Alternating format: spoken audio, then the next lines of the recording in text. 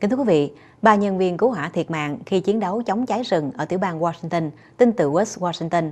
Tổng thống tiểu bang Washington thông báo 3 nhân viên cứu hỏa thiệt mạng và 4 nhân viên khác bị thương khi chiến đấu chống đám cháy rừng đe dọa thành phố Truth ở phía bắc tiểu bang. Tối thứ Tư, cơ quan quản lý khẩn cấp Okanogan County cho biết đám cháy rừng lây lan quá nhanh, buộc các nhà chức trách địa phương ra lệnh di tản bắt buộc đối với cư dân ở Truth và Winthrop, là 2 thành phố nằm ở chân núi Cascade. Trong một tuyên bố, Thống đốc Jay Inslee nói ông vừa nhận thông tin có 3 nhân viên cứu hỏa thiệt mạng. Ngoài ra, còn có 4 nhân viên cứu hỏa khác bị thương.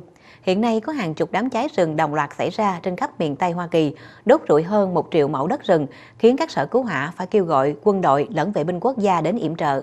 Trước mối nguy hiểm đe dọa, Bộ Tài nguyên tiểu bang Washington thông báo đóng tất cả các hoạt động trong các khu vực, kể cả việc thu hoạch gỗ và xây dựng đường xá. Đây là lần đầu tiên trong 20 năm, Bộ Tài nguyên tiểu bang đưa ra quyết định khẩn cấp. Thống đốc Inslee cho biết, ông yêu cầu tuyên bố tình trạng khẩn cấp liên bang, giúp tiểu bang nhận được nhiều nguồn quỹ tài trợ để chi trả cho các phí tổn trong việc dập tắt cháy rừng. Hiện nay, các đám cháy ở tiểu bang Washington phá hủy hơn 50 ngôi nhà và hơn 60 cấu trúc xây dựng khác.